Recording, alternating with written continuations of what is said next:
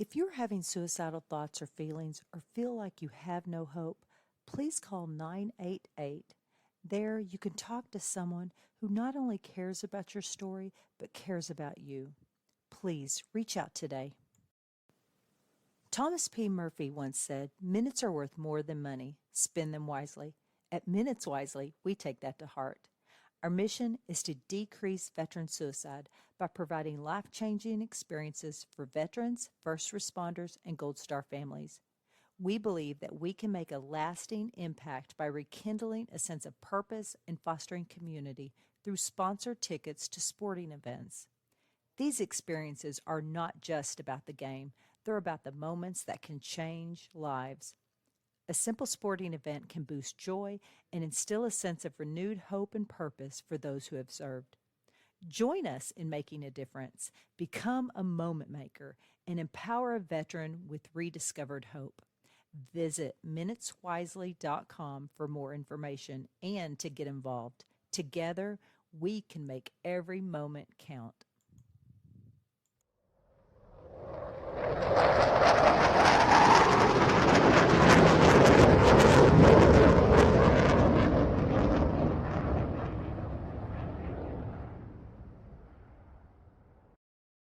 Welcome back to another episode of TSP. My name is Richard, my co-host Andrew, and today we're sitting down with Mr. Parkhurst. How you guys doing? Fantastic. Before we get started, I want to talk about this weekend. After this will be already done and over with by the time this shows. Usually I'm here pumping up my fundraiser, but this time I'm going to talk about the fundraiser as if it's in past tense. Usually we send veterans to sporting events. We send them to playoff baseball games, NFL games, NHL concerts. This one is going to be a little bit different. So back in December, I sat in front of my doctor and he said told me the three words that nobody ever wants to hear. You have cancer. Kind of wrecked my life for a minute. But after the dust settled and I picked myself up, I promised myself I'm not going to be like, woe me, why me? I'm not going to cry about it. I'm just going to face this head on and I'm going to take care of it. Fast forward, first of all, so I went back to my doctor. I had surgery, went back to my doctor after 3 months. And as of today, I am cancer free. I go again in a couple of weeks. Every 3 months, I'll go and get checked again. But that's not the point of the story. The point of the story is when the doctor told me you have cancer, when it wrecked my life, it literally felt like Conor McGregor kicking me right square in the face. That's a hell of a thing. I felt like I was in an episode sitting in front of Charlie Brown's teacher, because literally no words were, nothing was soaking in. Like everything was just a blur at that point. So after I decided, okay, I'm not going to freak out. I'm just going to head this up head on. Right. The first thing I thought of was like, man, I couldn't imagine a child going through this. I was a 58-year-old man when they told me this. I couldn't imagine being a kid being told you have cancer, or worse yet, I don't know if it's worse yet, but a parent of a child and they're going through this. Because I know I was a grown-ass man and it devastated me. And I just couldn't help but think about a child going through this. So I made it my life mission to find veterans with children that are dealing with childhood cancer. Then I saw DJ Daniels at the State of the Union with President Trump, and they honored him as a honorary Secret Service or some sort of agent. Something like that, yeah. And I was like, how do I get in front of this family? Because this would be perfect. His dad's a Navy veteran, so that allowed me to help this family out, because it would have to be a veteran family. After about 3 months, I got in touch with the family and it worked out. So I'm going to take DJ Daniels and his father to Detroit, Michigan at the end of September. And we're going to have him sworn in 2 different cities up there as a police officer. And then the next day on a Sunday, I'm taking him to the Detroit Lions versus the Cleveland Browns game. All this fundraising is going to happen this Saturday. So this Saturday, the 7th, September 7th. Sunday. Yeah, I'm sorry. This Sunday, September 7th. So by the time this show airs, airs. Show airs. This will already be done and over with. But also, I found it was a good time. I had a fantastic time. It was amazing. I also found a local veteran who has a 9-year-old boy who has a brain tumor. He had brain surgery in March. 2 months later, the tumor was back. So part of this fundraising is going to go to this family too.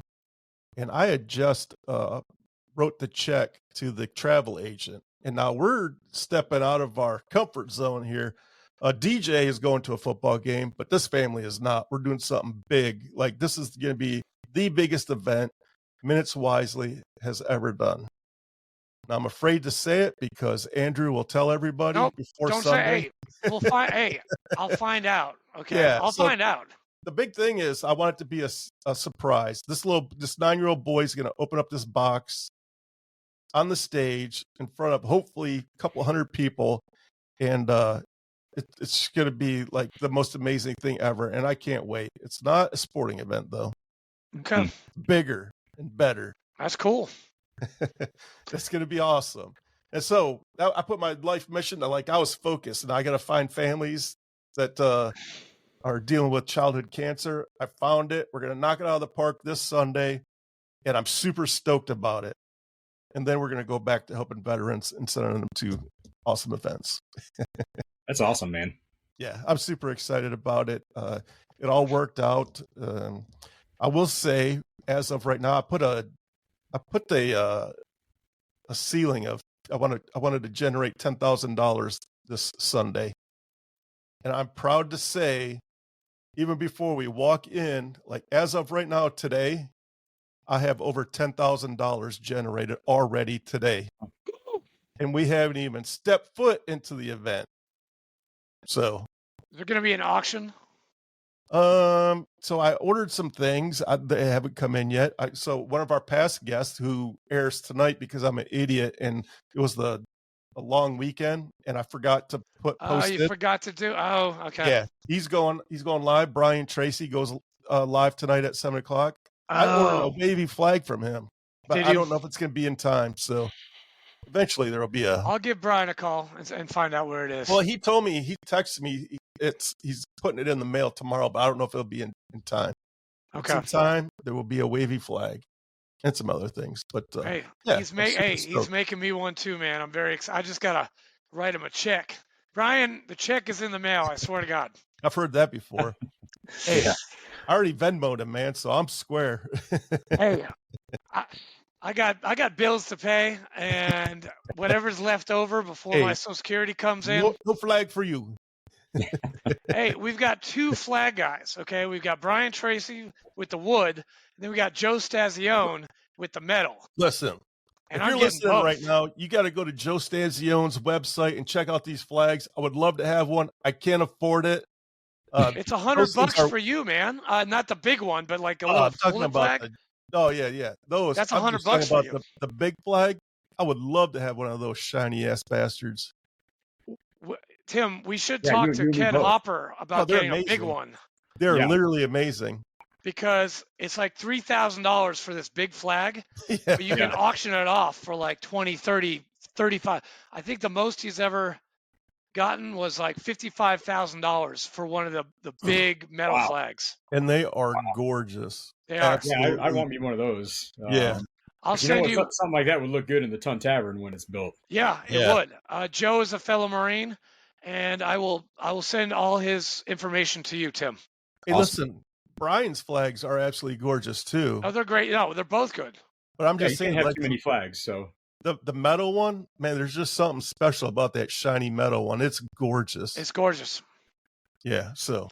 And Joe was just at Sturgis while you were in Columbus, Ohio. Joe was in Sturgis selling all his wares. Gross. And you did great. From what I could see, I did not go to the VFW National Convention. I've been to 3 in a row, and I did not go to this year's.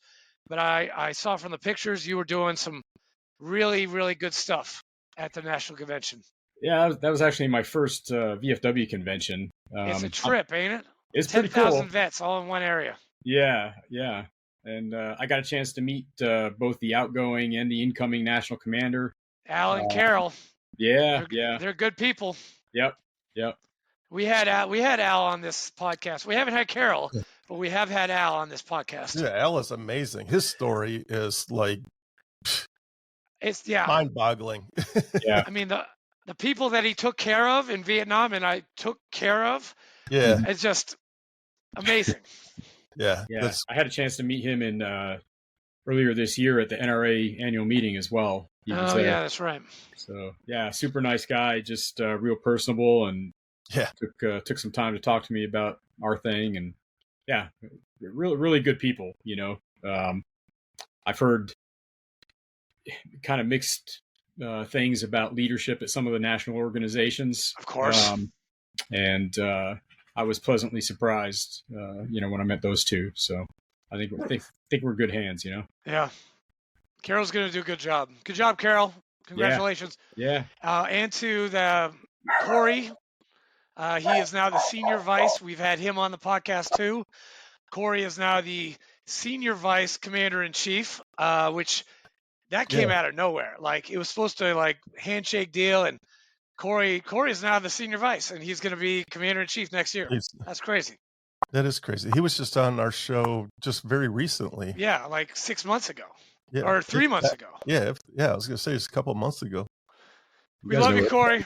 Now, before we get to Tim, I do have a couple announcements about the most epic Marine Corps ball in the entire world. And it's going to be in Philadelphia, Pennsylvania from November 7th to 11th.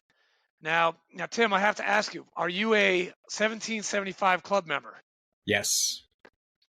So of course, man. Come on. And so is this guy. This Navy guy is a 1775 club member. Yeah. I just got my T-shirt. He did. Yeah. Yeah, we all got to do our part, man. This thing's too important to not let it happen. I just talked to Pat Daly last week. Yeah. He gave me some very, very cool information, which I'm not allowed to say anything at all. Yeah.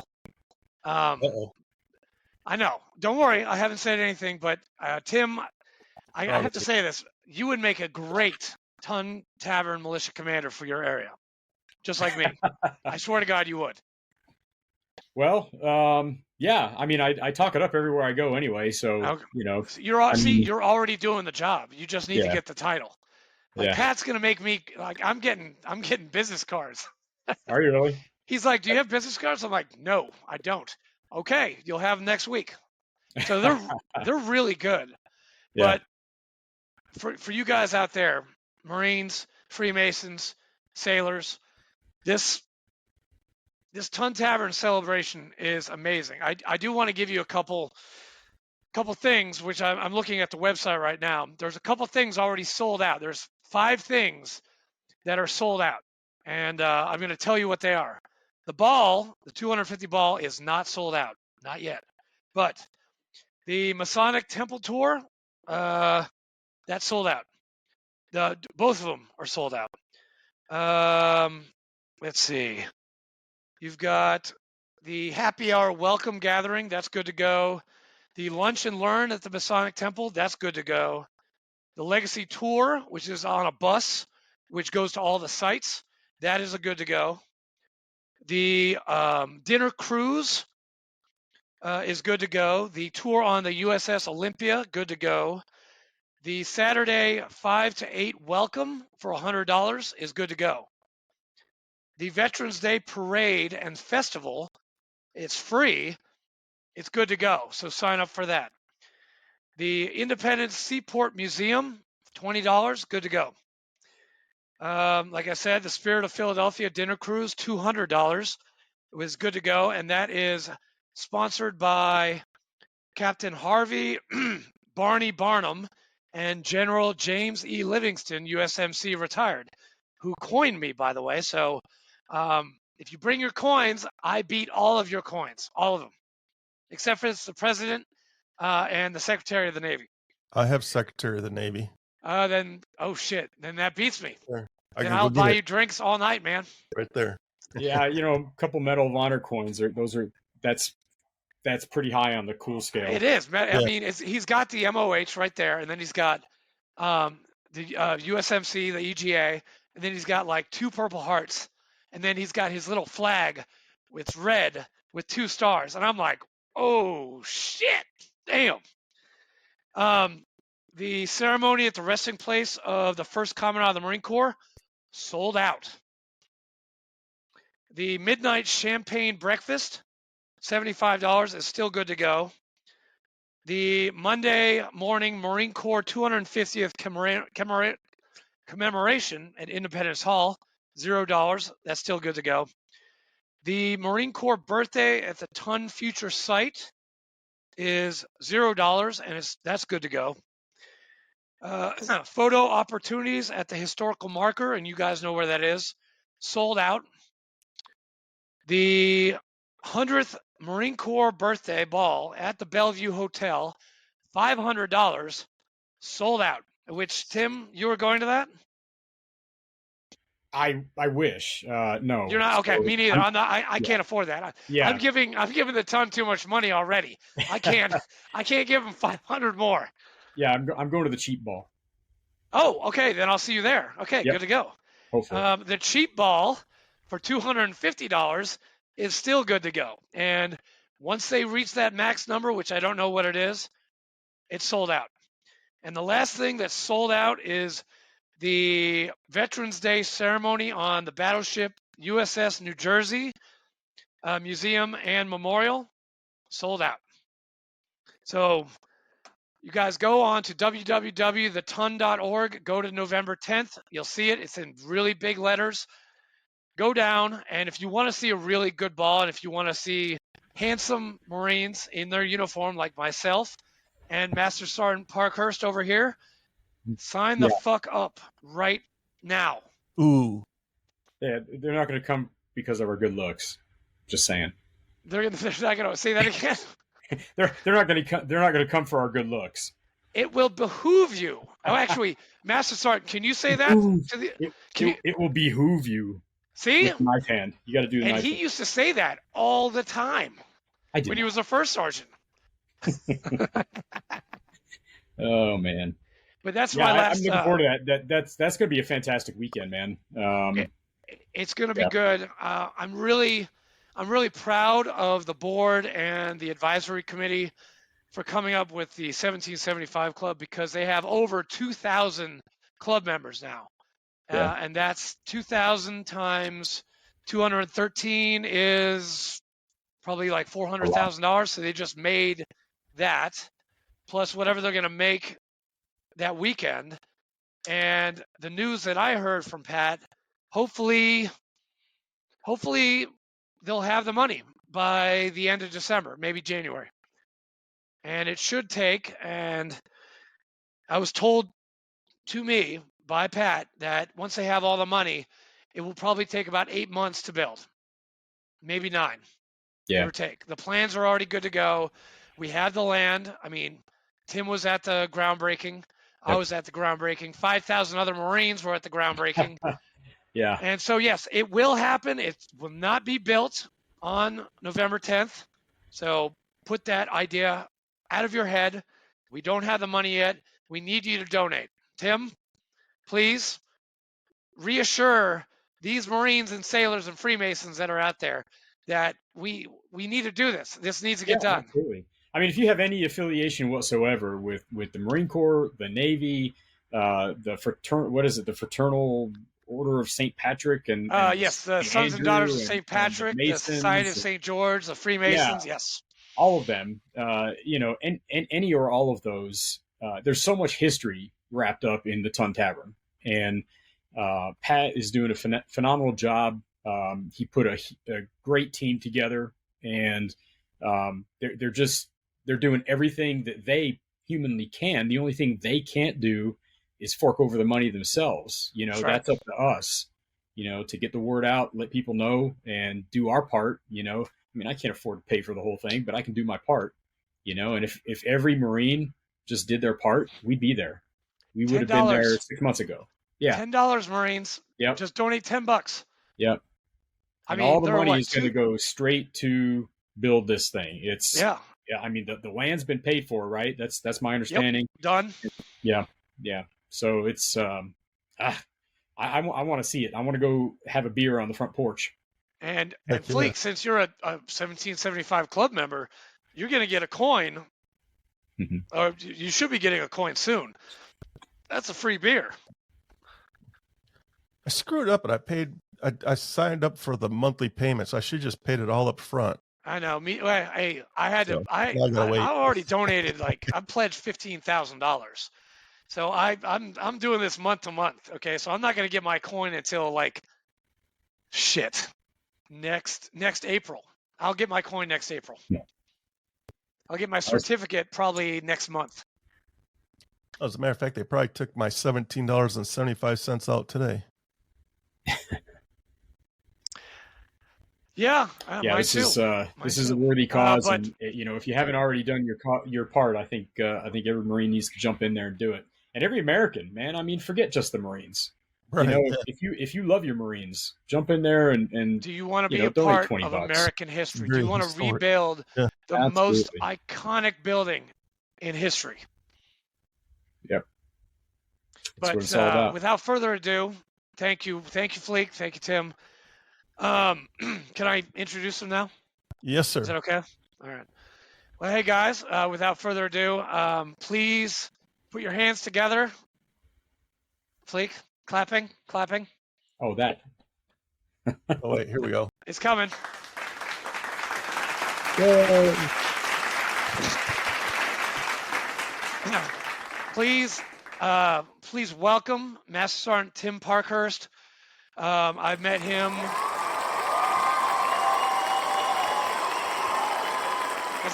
That's good. I like that. Like that? I like two that. daughters. I'm not done yet. No, take them out. Oh, man, that's great. That really pumped me up. I met Tim at the Tun Tavern groundbreaking. He looked fabulous in his mess dress Master Sergeant uniform, with the little cummerbund and, the staff NCOs, they get to wear this little, Prince Charlie vest, but it's got all this stuff here and here. And he looked great at the Tun Tavern inaugural gala, which was at the Masonic Temple in Philadelphia, Pennsylvania. And I only talked to him for a little bit, but he is just doing so much in the community.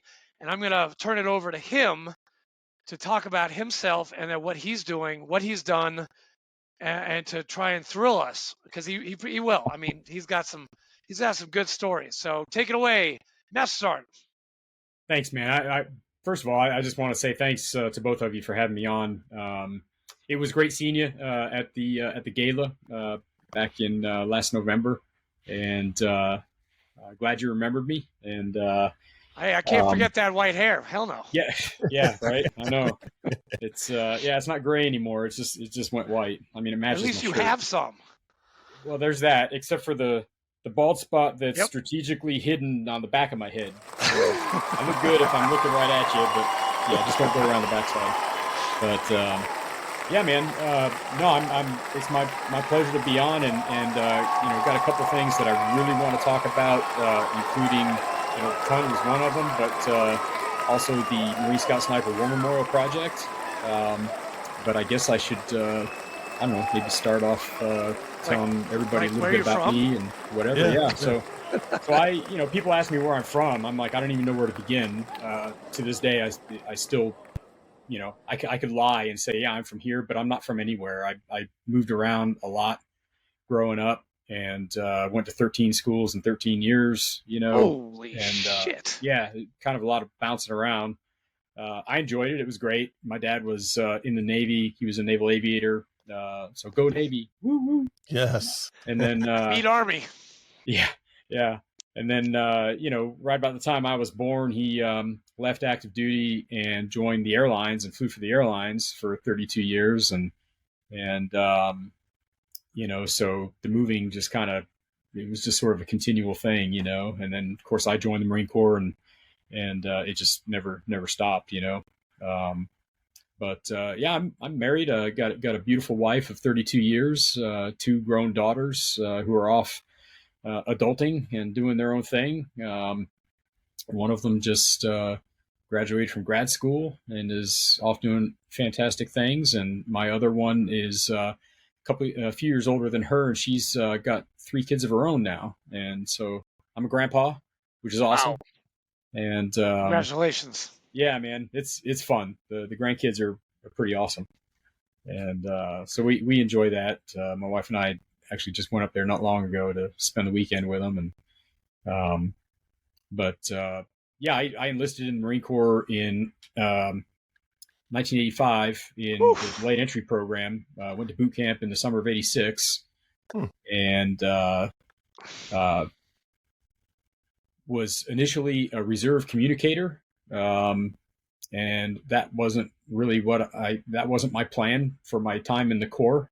So I tried really hard to get back on active duty. It took General Gray to do it. So I'm in Overland Park, Kansas, and I'm in the reserves in my then hometown. It's where I enlisted from, and I was trying. I kept putting a package in every month for like 10 months, and it kept getting denied. And I'm asking the recruiter every month, like what's wrong? Why am I not getting accepted?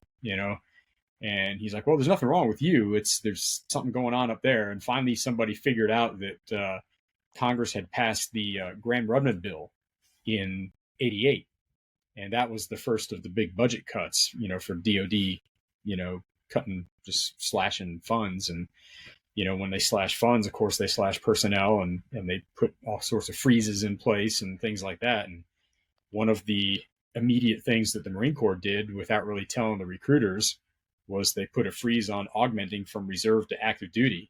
So here I am as a reservist trying to get on active duty, and that's why my package is getting kicked back, but nobody knew. And then finally, 10 months later, we figure it out, and I'm like, well, that sucks.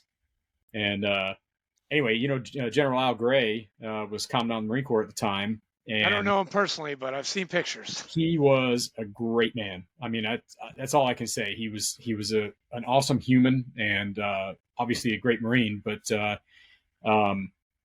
I had the opportunity to buy a ticket to a Navy League function that he was going to speak at there in Kansas City. So I'm in Kansas City. He's coming to Kansas City. I'm like, little Lance Corporal Parkhurst, USMC Reserves, is going to buy a ticket, and I'm going to go meet the commandant, right? So I put my service alphas on, and I went over there, and I was late, of course. And I opened up the door to the ballroom where this big event was happening, and there's probably 1,000 Marine officers in the room, all in their dress whites, which that was a thing back then. And I'm in my alphas.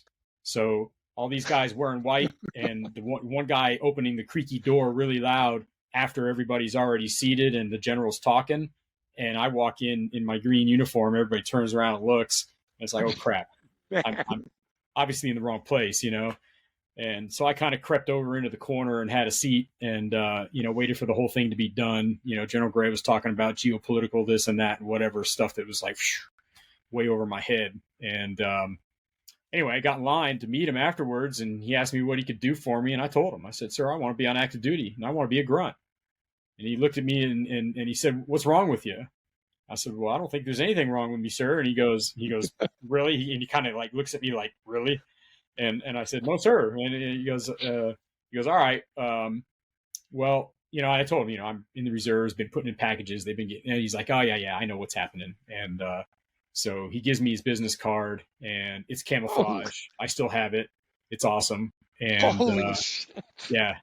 And he said, if you don't hear anything here in a couple of weeks, just call me. I'm like, yes, sir. And so I left, and 10 days later, no kidding, man, I had orders to Victor 3-5. And yeah, it was just that easy. So, fortune favors the bold, I guess, Wow. it worked for me that time. But I had the privilege of seeing General Gray again. Gosh, that was October. So it was just about a year later. I don't know if you remember, in '89, there was a helicopter crash in Korea during Team Spirit. Do you remember that? Two CH-53s went down. Well, all those guys were from 5th Marines. I was probably like 14, 13. Yeah. Well, I was with 3-5, but I want to say it was 1-5. You remember that? What's that? Vaguely, yeah. Oh, yeah. Yeah. Yeah, it was bad. I mean, because you know how it is when a battalion deploys, a lot of guys from the other battalions in the regiment will cross deck over so they can deploy. Yeah. So there were guys from every battalion in 5th Marines that went with 1-5 over there to do that deployment. And, so everybody knew somebody, that got killed. And pretty sad day for the Corps and for 5th Marines. But General Gray personally came out for our memorial ceremony, which I'm wanting to say it was October or maybe November or something like that. We were there at Camp Margarita at Pendleton.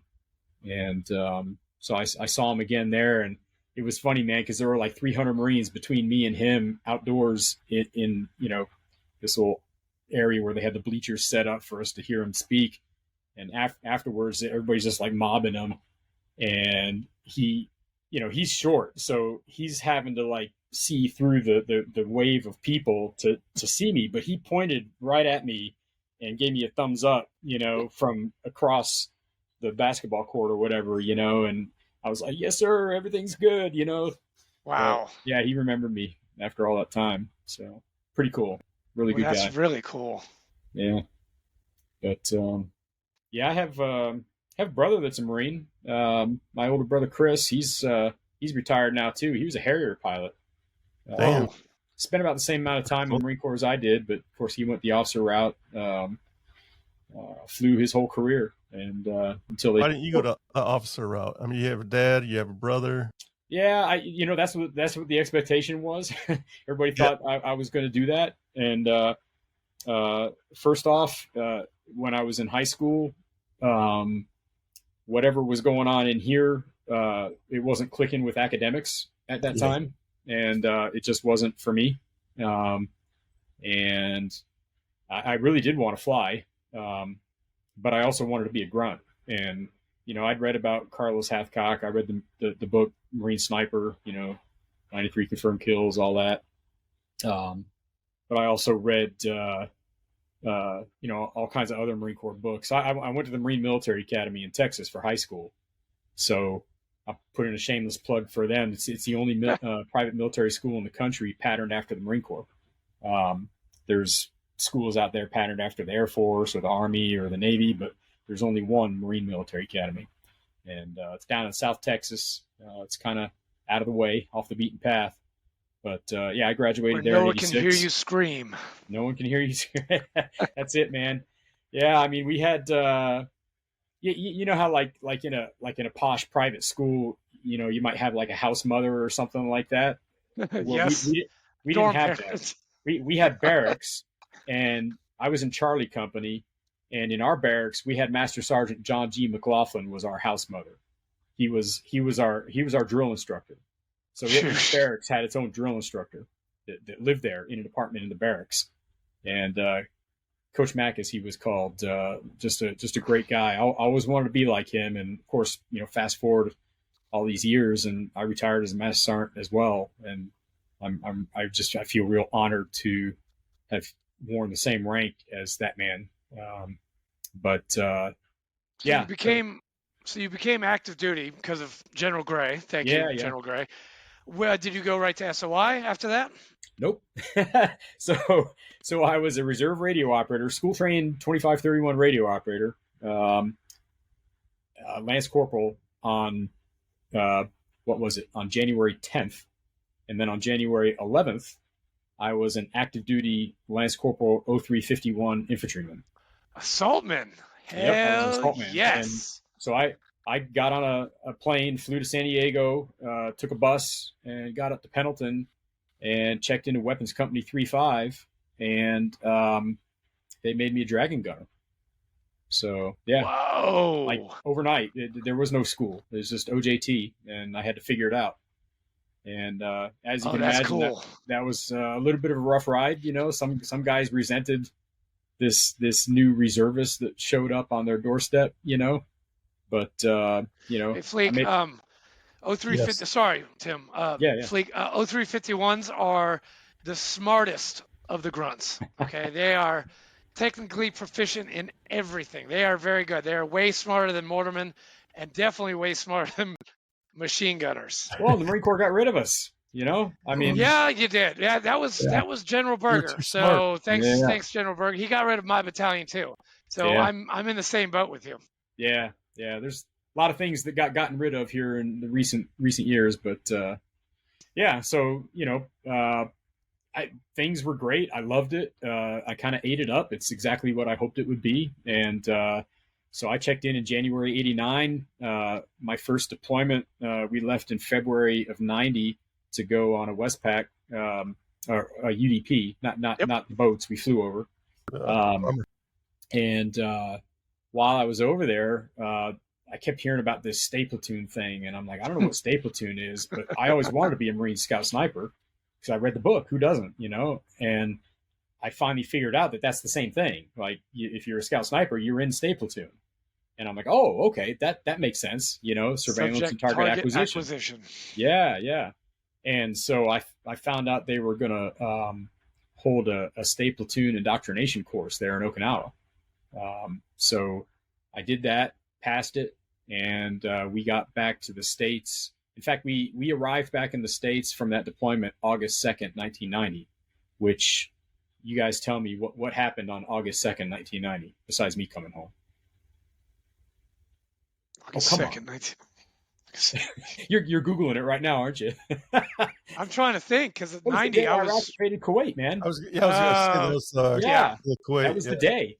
Yeah, so we're in the Yeah. air flying. We don't know what's going on over there. That's right. We land, and then we get on buses from March Air Reserve Base and come back to Pendleton, and we pull up by the barracks, and some staff sergeant that we don't know, who joined the battalion in our absence, gets on the bus and says, "Y'all aren't going anywhere. We're going to war. All leave's been canceled, blah, blah, blah, blah, blah, blah, blah." And it's like, what the hell is this guy talking about? You know, I'm going on leave, man. I got hey, the clock's ticking. I got plans. Yeah. And sure enough, though, leave actually did get canceled. But then it got turned back on shortly thereafter. But it was kind of a cluster for a little bit because they couldn't figure out what they wanted to do. But eventually they decided that our battalion, because 1-5 was back in the States when that happened, and 1-5 flew over to Saudi immediately. The rest of 5th Marines went over with 5th Marine Expeditionary Brigade on the ships. I think we left port, what was it, December 5th, 1991. So we stayed at Pendleton, and everybody just continued going to schools and working up and doing whatever from the time we got back on August 2nd until December 5th. And yeah, so that was that. I actually, you know, as soon as we got home, they moved me from weapons company over to the stay platoon. I had a chance to go to sniper school. They pulled me and our 2 instructors from 3-5 out of school early to deploy because they wanted us back, you know, before graduation. So I didn't graduate. Deployed as an assistant team leader, did that whole thing, came back, attended Scout Sniper School at the same time the following year and did graduate. And, you know, so here I am, a 2-year and something month corporal, you know, pretty new to the infantry, not ever having been school trained in the infantry. I make it to a stay platoon. I actually graduate Scout Sniper School.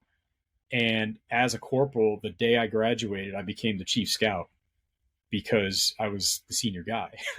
Holy shit. And I was the senior scout sniper, you know, and because we had tons of experience in that platoon when I first got there, but they all left, all of them. And, you know, we had a bunch of senior sergeants. We had a staff sergeant. We had a guy that was selected for gunny. And we had like 10 scout snipers, you know, school trained when I got there. And then by the time I graduated the course, they were all gone. And that's kind of just the way things were back in that time frame. You know, it was feast or famine, you know, and that was our famine. But we did all right. You know, things went pretty well, and did some other cool stuff. I did another unit deployment after Desert Storm. So in that 4 years, well, backtrack, when I was a Dragon Gunner, we went to Panama, and we're down there just as they were about to kick off. We weren't really part of Just Cause, but we were there when that started to kick off, and then they sent us home. So I did actually four deployments in 4 years, which is kind of a crazy schedule. Yeah. 3 and 4. And, I did 3 and 4. Yeah. And then, so that last deployment in 92, went to the Philippines and helped shut down the base at Subic, part of the Special Purpose MAGTAF. And that was fun. And got married, and my time was coming up. I was up for reenlistment, and I was like, man, I like my wife, and I hadn't been home much. I should probably get out, you know? And plus they were telling me I couldn't be a scout sniper anymore. It's like, oh, you're a sergeant. We're going to send you to the drill field when you re-up. And when you come back, they're going to make you a platoon sergeant in a line platoon or something. And I'm like, no, see ya. Thanks. See ya. So I got out, and I ended up being out for like 5 years. And wow. Yeah. But I picked up sergeant on that deployment, by the way. I picked up meritorious sergeant at the at 3MEF. Good for you. The 3MEF commander pinned it on me, and yeah, that was pretty cool.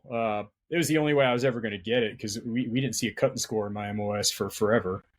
Nobody was picking I empathize with you, Tim, because our cut and score for machine gunner was like 1,800 after 3 deployments, and I'm like, nope, I'm gone. I'm not going to make it. Yeah, good for you. I'm glad you made sergeant. Yeah. Well, it was funny because not only couldn't get promoted, but I remember when it was time to re-enlist shortly thereafter, I had to stand a division board to re-enlist. They only had 6 quotas for first term 0351s to re-enlist in 1993. And so, I had to do that whole thing, but I was like, yeah, I'm out, man. So I got out and, started a family, and very quickly discovered that I wasn't ready to be a civilian yet. And life was really, really hard. And my whole heart, mind, soul, everything was still back in the Marine Corps, but my body was back home in Kansas City, and it wasn't working out so good at that point. I was too young and stupid to really know what was happening. And, part of it was, I was completely separated from the veteran community. I mean, even though my brother was in the Marine Corps, and even though my dad had been in the service, our family's scattered around the country, we haven't been all in one place in forever. But, when I went home, there wasn't anybody that I served with back in Kansas City. I didn't know anybody that was a Marine back in Kansas City. And they told me about the VA when I was checking out, but I didn't even go to the VA. I didn't check into any of my benefits. I didn't tie into anything. I was completely and utterly disconnected from everything that had to do with the service and the Marine Corps. And, it was pretty ugly for a while. But 5 years went by, and I find myself back at the recruiting office. I went back in the reserves, became a tow gunner in the reserves, and 352. Yeah. Did that for a little bit. And of course, while I'm in the reserves, I life was tough. So I'm trying to get on temporary active duty as a recruiter and do different things. And they're trying to get me to be a full-time recruiter. I'm like, no, recruiting is not me. And, so I finally got back in, but I had to change MOSs. It was one of those same deals. I kept putting package after package, month after month, and they kept getting denied. And at this time, I'm a sergeant now. I'm a reserve sergeant, and the recruiter that was working with me, he's like, "Look, man, here's the gunny's phone number up at headquarters Marine Corps. Just call him." I'm like, "Okay." So I call him up, hey, this is Gunny so-and-so. I was like, hey, this is Sergeant Parkhurst. He's like, I know you. I'm like, okay, good. Shit. So you know what I'm about to ask you? He's like, yeah, here's your choice. 0451 parachute rigger. That's your choice. I'm like, seriously? There's not another MOS in the whole freaking Marine Corps that I can choose? Nope, that's your choice. If you want back in, you're going to be an 0451. And I'm like, oh, come on, man. Are you kidding me? I mean, I've been putting on 03 anything. I was putting in combat camera. I was putting in C-130 navigator. You know, all these MOSs that the Marine Times said were critical MOSs, that they were giving people big bonuses, first termers, big bonuses to re-enlist in. I couldn't get in. They were like, nope, you're going to be an 0451. I'm like, okay, whatever. So ultimately I did it, got back in March of 98, went to rigger school. I'd already been to jump school from my first tour. And from there I went to Camp Pendleton again, with this time with first landing support battalion, which later became first transportation support battalion. So yes. I'm in the logistics community now, right? So I'm no longer a grunt. And that was a whole interesting kind of dynamic as well. But a lot of good dudes in that community as well. And it was fun, you know, jumping, rigging cargo, watching, you know, big heavy loads go out of the airplane, and you know, it was cool. But yeah, did that for the next 16 years. Went on I&I duty up in San Jose, California. So I was up in that area when 9/11 happened. And, you know, you can imagine the Bay Area, San Francisco, Berkeley, places like that. That's where I was stationed. I was stationed in Alameda. Yeah, it was a very difficult place to be if you were a serviceman around 9/11, because those people are out of their freaking minds. They are. I mean, the city of Berkeley passed a city ordinance basically just saying that, you know, if we could, we can't because it's against the California state constitution, but if we could, we would secede from the Union. And this is before we ever set foot in Afghanistan. It's like, what are you guys so mad at our home country for? We haven't done anything yet. Nothing's happened. You know, we just got bombed, you know, by these terrorists, and we're talking about a response, as we rightfully should, you know, and these people are losing their freaking minds. I remember the firefighters and the cops in San Francisco. You know, any big city, you know, a lot of the cops work off duty, you know, doing crowd control or whatever. You know, they get overtime and different things like that, and they're allowed to wear the uniform because they're sworn officers, so they can do that. But you know, out in the hot sun doing crowd control, that, you know, a lot of guys wear do-rags and stuff, and you know, a lot of guys, you know, patriotic, you know, public servants, so they wearing, like, you know, red, white, and blue bandanas, right? The city of San Francisco banned them from wearing. They could still wear a do-rag, but it couldn't be red, white, and blue.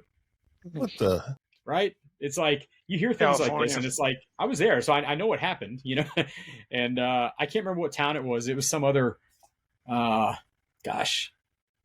it was Walnut, or it was one of the other cities up on the San Francisco Peninsula that banned their firemen from flying the American flag on their fire trucks right around that time. It's like, you guys are just lost. It makes no sense. Yeah, all sense of what it is to be an American, you know. Yeah, exactly. But a beautiful place, a lot of really great people, but there was just that vocal minority. Really, they are. They're the minority. The only reason they keep winning over there, that's politics. Never mind. I'm not going there. But anyway, yeah. So I loved being there because, hey, the beach was right there. Way to catch yourself. Yeah, way to catch yourself. I remember the brief.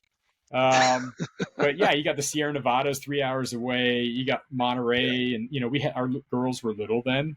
So we would go to the Monterey aquarium and stuff like that. And, you know, we go camping all the time on, you know, they had all these great state campgrounds along the beach and different things. Did you ever go to Santa Cruz? Heck yeah, man. Yeah. That place is gorgeous. Great. Yeah. Banana slugs. Yeah. There's all kinds of cool things to do, man. But it was good when we finally moved on. The whole 9/11 thing, the way people around there reacted just didn't sit well with me. From there, I went to Quantico, did a tour with what's called the Airborne Mobile Training Team, teaching advanced parachuting stuff.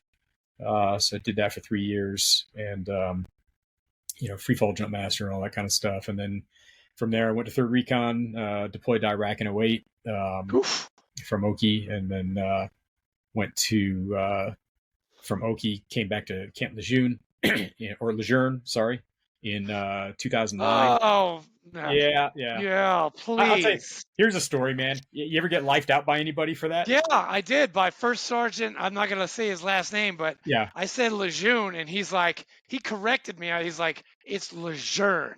Yeah. I'm like, So I still okay, say my Lejeune. hands are in my pockets right now, First Sergeant, but you can't Yeah. do anything about it. Yeah. No, I'm unapologetically still saying Lejeune. I only said Lejeune so I could bring up the story because it's kind of funny.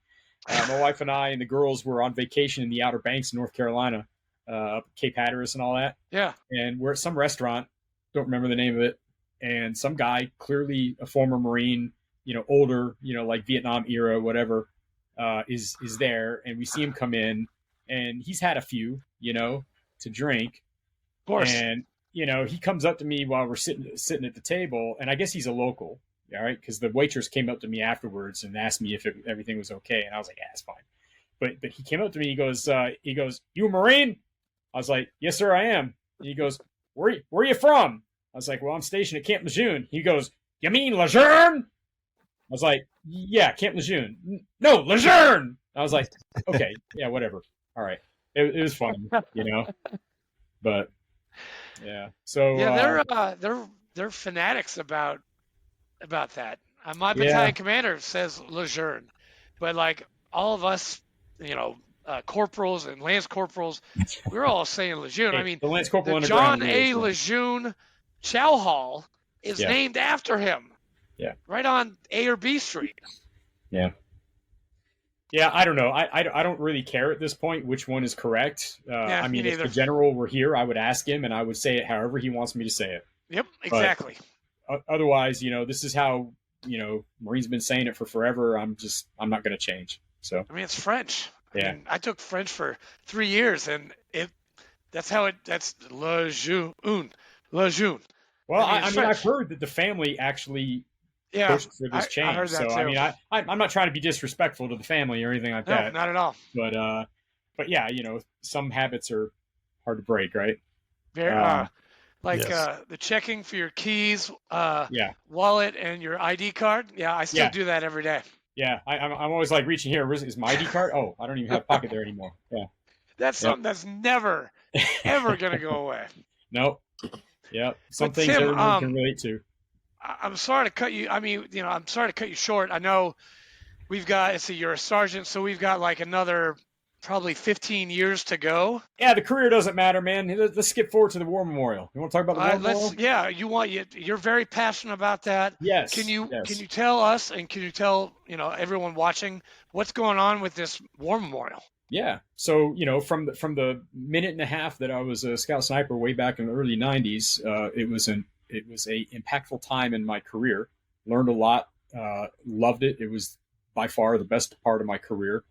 And so, after some time went by, I kind of felt myself wanting to give back to that community. And so I became a member of the board of directors at the USMC Scout Sniper Association. And you can find them at scoutsniper.org. So they're the membership organization for guys like us, right? Well, eventually I became the president and for about 4.5 years. And before I stepped down from that role in 2023, at the end of the year, we had all kind of talked about this idea of, there's no war memorial to honor our fallen. What are we going to do about this? Well, probably nobody else is interested in helping us out with it, so we're just going to have to do it ourselves. And so we decided to set up this thing called the Marine Scout Sniper Heritage Foundation. And it's a legal subsidiary of the Scout Sniper Association, but it's a separate operating entity. We have our own board of directors, and I'm now the president of that.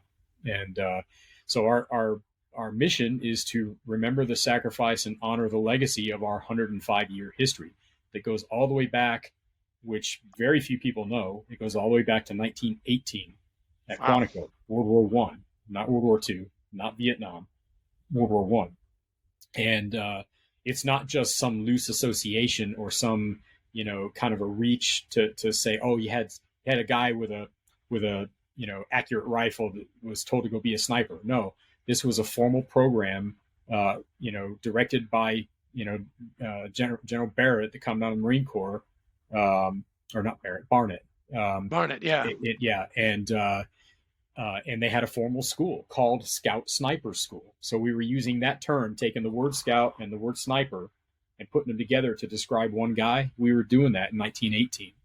And what's funny is you look at the things that they were training during that course, it's all the same topics of information that we learned, in the modern era. And, bottom line is, we've got this long legacy. We talk about standing on the shoulders of giants. And we now are, because of the research we're doing, we're aware of so many more of these giants on whose shoulders we stood. And their names are literally forgotten by the Marine Corps, by our own community of Scout Snipers. We never knew. All I knew about when I went through Scout Sniper School was Vietnam, Carlos Hathcock. Yeah, that's what I was taught. Yeah, but there's this a whole lot more going on. We had a formal program during World War II. We had a formal school on the West Coast at Camp Elliott, California, and on the East Coast at New River, North Carolina at the same time during World War II for most of the war. And almost every infantry regiment that served in the Pacific had a Scout Sniper platoon at the regimental level.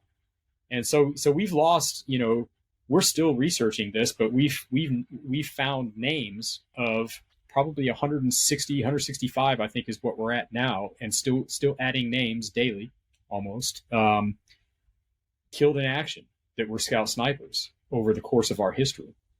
And that's a pretty heavy price to pay, especially when you consider that our active duty population was maybe 300 or so on active duty at any given time. That's more than half our active duty population, right?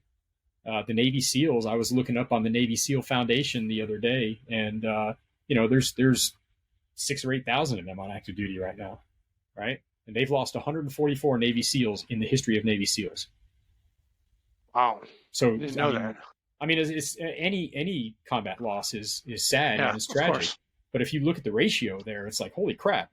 It kind of is eye-opening to the kind of sacrifice per capita that our community has paid in blood that we were not even aware of because nobody's ever kept track, right? And so that's what we're doing. We're keeping track. We're going back and digging up the information. We're going to write a full and complete history of Marine Scout Snipers. We're going to create an online digital archive of all the information that we find. Cool. But most importantly, we're building the Scout Sniper War Memorial. We're going to place it at the National Museum of the Marine Corps in Quantico, Virginia. It's going to be in the Semper Fidelis Memorial Park right outside the museum. We are hoping to get a world-famous sculptor named Sabin Howard. He's the guy who created A Soldier's Story, which is the centerpiece of the National World War I Memorial in Pershing Square. That just was unveiled September last year. And it's an amazing work of art. He wants to do ours, but we got to pay him. So we got to raise the money, so he's not locked in yet, but we're hoping to get there. So yeah, we've got a concept that reflects the bookends of our history, a World War I observer with a Afghanistan era Scout Sniper. Oh, that's cool. In a bronze statue of a 2-man team. So yeah, that's the project. That's what we're doing. And you can learn more about us at scoutsniperheritage.org. We're on all the major social media channels: Facebook, LinkedIn, Twitter, or X, and Instagram. But yeah, that's what it's all about. We're looking for anybody that can help us get across the finish line because we have a long, long way to go financially to get there. So, what's the goal? When you guys want to be finished? Well, the time goal will be achieved as soon as we raise the money. We can have it done within a year once we raise the money. But right now we got to hire the sculptor, and so we need to raise $300,000 just to give him his down payment. Oh wow! The total lift for the whole thing, the whole memorial, is about $2 million. So it's not cheap. But this is not just a piece of granite that's got some names etched in it. This is going to be a monumental work of art that will honor our fallen for all time, and our fallen deserve nothing less. People have told me that, hey, that's a lot of money for a memorial. I'm like, they paid everything, right? Yeah. It's not my money. It's not your money. It's collectively, it's a lot of money. Yeah. But no one person is just kicking in $2 million. I mean, if we had, 1 million people kick in $2, we're there. So I'm not asking, a lot of money from any particular person. But yeah, that's what it costs to do. Well, Tim, money count me in. I wasn't a sniper. I wanted to be. I had a 105 GT score, so I was 5 points away from actually making it. Damn GT score. I was like, damn it. Yeah. But I had, I was fine as a machine gunner. But I'm definitely going to be donating to the Heritage Society. Yeah, so I appreciate it. When we get off this, I'll throw in a couple bucks. Awesome. Yeah, just helping get the word out. That's one of the reasons I wanted to be on this show with you guys. Hopefully, hey, you guys donate to this. Donate to the Ton. Donate to the Scout Sniper Heritage Association. Donate to Minutes Wisely. Donate to all three of us. But Tim, I do have one question that before I get to like your saved round question, and I know this is on Fleek's mind too. Did you ever watch the movie Jarhead? No, I read the book. You haven't watched it? I read the book. Okay, you did. And I didn't want to watch the movie because I don't really care for that guy. The guy who Swafford. Yeah. Okay. He's the guy was a malcontent, and he wrote the whole book about being a malcontent and about the guys not liking him. And it's like that.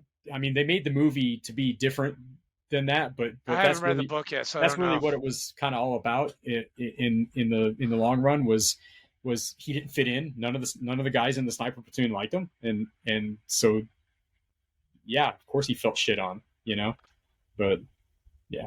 Okay. Whatever. Yeah. I was expecting a different answer, but to lead into some more, but that is okay.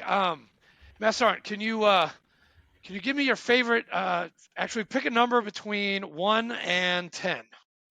7. Okay. Can you pick another number between 1 and 10? 3. Okay. Good.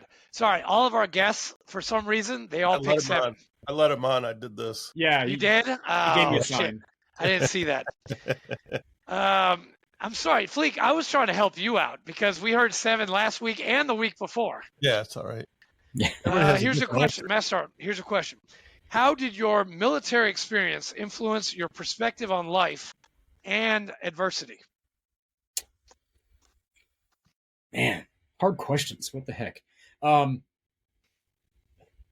So I think the totality of my experience having served and now that I'm post-service, looking back on it in hindsight, and have that luxury, all of that combined has,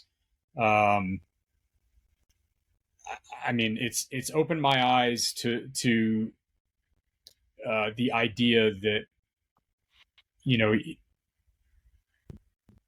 how should I put this? Nobody is the top dog. Nobody. If you think you're the best at whatever, or you're the greatest this or whatever, there's always somebody that's going to come and knock you off that pedestal. And, when you're a young PFC or Lance Corporal, they tell you that you're indestructible and you believe it for a while. And then at some point you face reality. And sometimes some people get crushed by that real knowledge. But, there's a humility that is learned through leadership, right? And I didn't always have that humility, and I was an asshole. Me too. At times, and it took some years for me to get that. But I think that's probably the greatest thing that I've learned is that you're not going to do anything by yourself. Everything is better with a team. You're never the best at something. There's always somebody better, and but if you can lead with humility, you can accomplish freaking anything.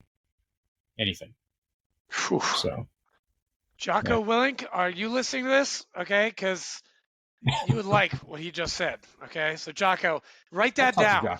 I would talk to him. Were you in? What else were you you got, in man? Ramadi and? Huh? No, I never went to Ramadi. So my 08 deployment was we initially started in Fallujah in 08, which was basically just a base at that point, and then and they were actually shutting it down, and then we moved to Al Asad. Oh, I sorry. was a Yeah. FOBIT. Yeah, I was a FOBIT on both my OEF, OIF deployments. As a Paraloft guy, we were doing a lot of jump ops with 3rd Recon Battalion in Iraq. And then my Afghanistan deployment was 2010 and 11. We were in Sangin. So I bounced banging back. and singing. Yeah, I bounced back between Leatherneck and Fob Jackson. As Okay. I was a watch chief in the operations center. So, Tim, we definitely need you on for number 2 because there's like 15 years that we definitely want to hear about. But you got the most interesting part. So I thought it was awesome. Yes. We're at an hour and 5, and people tend to shut us off after about an hour or 2.